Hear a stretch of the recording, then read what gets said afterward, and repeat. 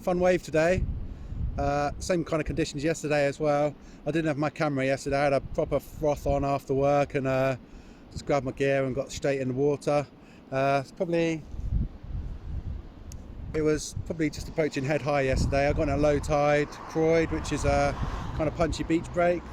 So just about the bottom end of the conditions for my driver XL. So it's more of a performance shortboard. So and it worked really well. And it was really good to surf it straight after surfing the SSB as well. So the SSB is more of a groveler by Matta, and then the driver XL is more of a performance shortboard.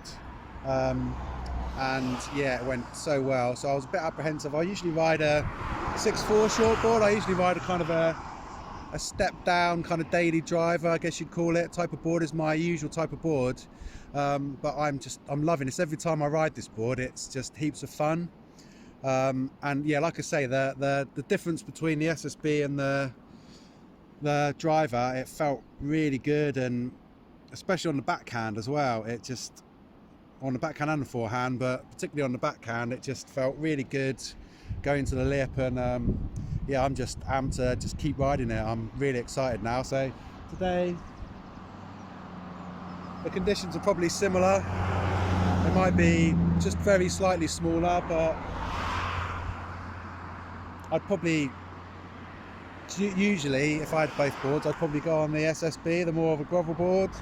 But because I'm so amped about the driver XL, I think I'm going to give that a go again today. I've got my camera today, I remembered that, so hopefully we'll get some footage too.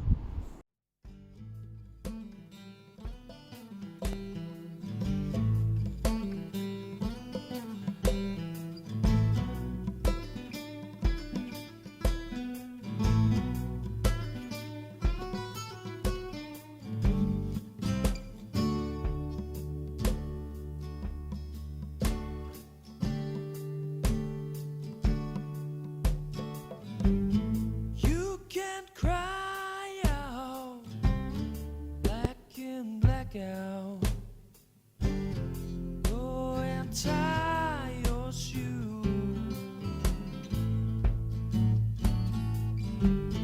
When the lights gone and turn to no sun, walk on broken moon. Broken moon.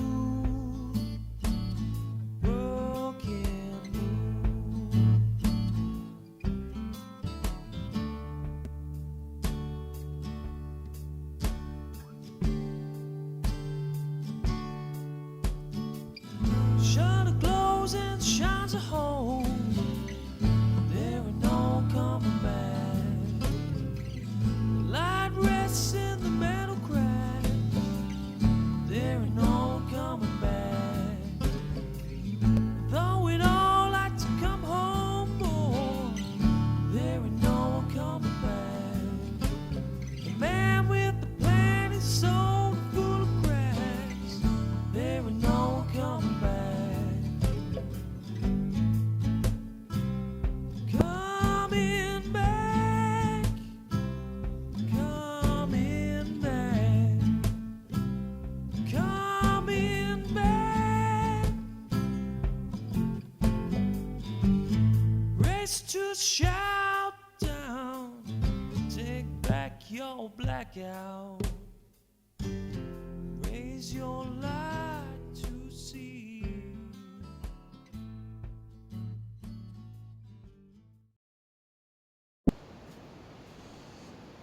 Well, that was a really fun surf. It's a beautiful evening. Look at that. I wasn't in for ages. The tide was rushing in today. It's quite big tides. So I didn't get loads of waves, but a few waves I did get. I had loads of fun. Every time I surf this now, I keep thinking this board is becoming my favourite shortboard. I'm going to look back through some old reviews of other shortboards I've had, but from what I can remember, I don't remember having one this good. It's just so much fun. Perfect conditions for it. So it was, you'll probably see in the footage, it was about head high, quite punchy. And yeah, if the wave doesn't have to generate any speed, it's just unbelievable. It just goes so well, really easy to flick off the top. Yeah, it just feels so good. In small, like, I had a couple of waves which like either got quite fat, or I got a couple that got quite a bit small, and when you have to do a bit of the work, it's not as good. But yeah, as soon as the wave's doing the work for you, it's just unreal. I think it's a bit thinner in thickness, not width but thickness. I'm not sure how much difference that makes. I'm sure there's other little subtle things as well, but yeah, I just want to keep getting it in the water now. Anytime it's head high, I'm going to be going for that board from now on. It's blown me away. I love it. When the dark fades, I'll hold no name. See what your creature breathes. Creature breathes. Creature breathes.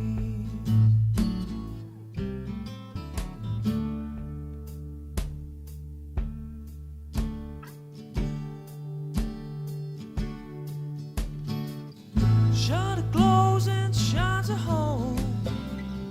There ain't no one coming back.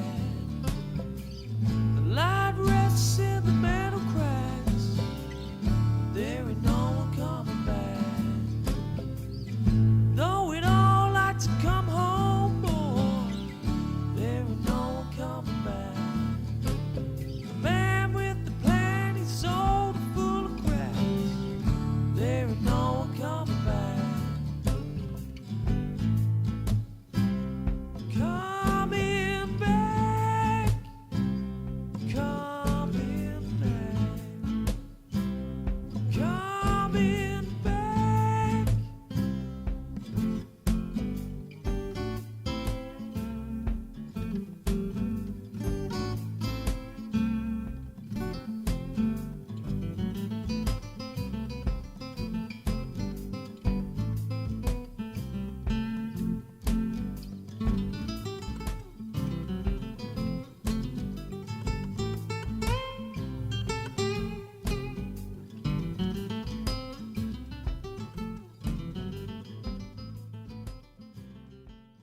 Let's have a look around the board. So my standard shortboard size is 6'6". I usually step down to around a 6'4" for most average UK waves, and then gravel boards vary, start around 6'2" and drop down from there. So 6'6" is my normal size for a shortboard. Dimensions on this are 6'6", 21.5, 2.75, 41.7 litres. So that's generally my shortboard volume as well. Maybe down to 40 litres, and if I'm somewhere, you know, with really good waves like Indo or something, I'll probably drop to high 30s. But this is this is within my volume range. I'm not someone who has a fixed specific volume. I just go with what I have a feel for would be good, and this volume feels great for this board. So we'll have a quick look around the board. Nice little hip in the tail, to give you a bit more kind of performance in the turns. Rocker, pretty decent amount of rocker. It's not a banana by any means, but enough for you to fit in the pocket when the waves are good, which is obviously when you'd be riding a board like this. There is bottom contours. There's a single here. And then the double starts around here into a more pronounced double between the fins, and then it feels pretty flat out the tail. I don't think there's a V there, so just your standard single to double. Rails are really nice, really pared down. You'll see, if you've watched any of my previous videos, I've ride quite a lot of Lost boards. They again have pared down rails, but they don't feel, this feels even more like performance-y in the rail, and under the arm it just feels unbelievable. I get, so every time I pick it up, I'm just amped, I want to take it in the water. It's one of those boards that just feels great under the arm, and that usually transfers to how it surfs, and in this case it definitely does as well. It is an amazing board. So conditions I've ridden it in, so the top end I've had it in double overhead waves. That was a kind of open face point break. Generally when it starts to approach that size, sometimes depending on what board I am, I don't really feel like I can trust it fully on the bottom turn. But I didn't even give it a second thought on this. The thought just didn't enter my mind. It just goes great in waves up to that size. I'm not sure what the limit would be before it would start to kind of get a bit too much lift in the tail, but because, as I said, there's a nice hip there, it's kind of a nicely pulled in tail. But I'd imagine, you know, if you're starting to look at triple overhead or a bit below that, I'd definitely be going for a more of a kind of rounded pin step up board. But yeah, when the waves are solid, it feels great. And on the open face, that session, or a few sessions I've had it in waves that kind of size, big open face carves, it feels really good. And one thing I really like about it is it's really predictable when you're turning. So I've had other boards that I've ridden. I had a Ghost, for example. I had a 6.6 Ghost, similar volume, but that on the calves, on the open face calves, just other little turns, it just felt unpredictable sometimes, and just felt a bit more twitchy, and not to the point where you're deliberately trying to make it do that. It just felt, I don't know, it's just one of those boards that didn't do exactly what you felt like you wanted to be doing on the wave, whereas this is totally predictable, exactly what you want to do, it will just do it for you straight away. And obviously the kind of twitchy thing, I think that's something that a lot of surfers might like, and obviously something that works for John Florence, as he's been so successful on that board. Time of filming, they've just had the Margaret River contest, and it looks like all the other manufacturers are trying to copy that board as well. So obviously it is successful for some surfers, but for my style surfing, how the kind of feeling I don't like that twitchy feel really. I like something that's more predictable, which this is. So on the open face, it feels great, and you get a relatively small kind of turning radius as well, for something of this length, which is really good. So yeah, open face, calves, it feels absolutely amazing. Beach breaks, I've surfed, I've got a local beach break which is half decent. It's kind of a punchy beach break at certain tides, and yeah, going to the lip, it feels really good. So again, compared to some of the boards I've ridden, some boards you have to really almost anticipate and really think about and really kind of push the board up to the lip, whereas this, it's almost like a instant reaction. You think, right, I want to go up there, and it just does it. And again, it's a really good kind of combination, because on the open face it's predictable, but it still feels, it's not twitchy, but you can really flick it around, and especially, you know, on a 6.4, which I was concerned with.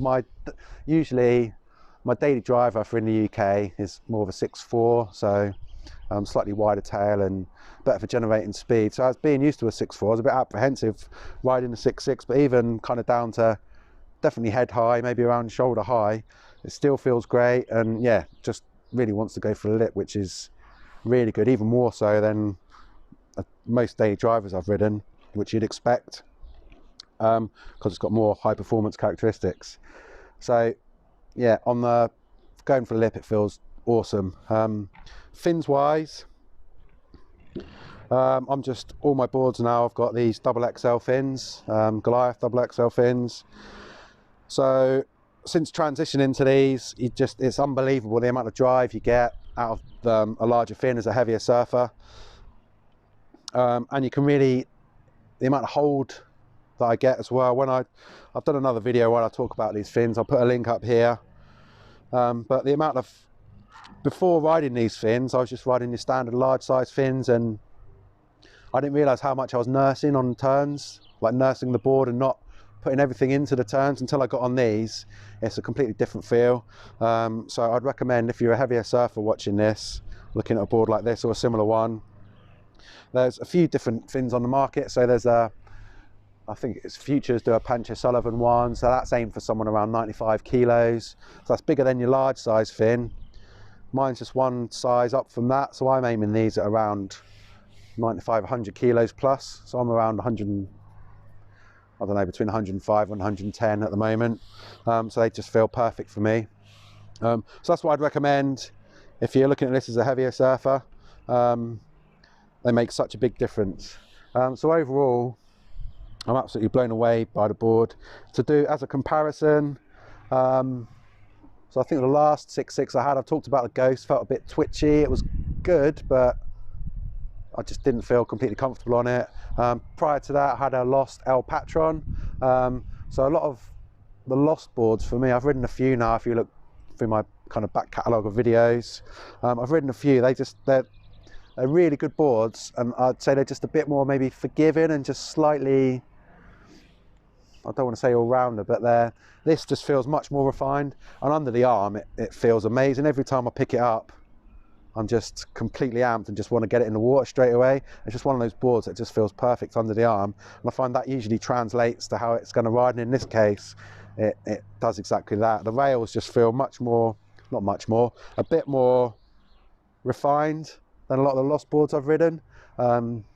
So I'd say the Lost one's maybe slightly more forgiving. But if you really want to push your surfing and want something with that proper performance in decent waves, this is the best board I've ridden for that. So these boards, we stock Matta boards at bigguyboards.com. You can order direct from Matta,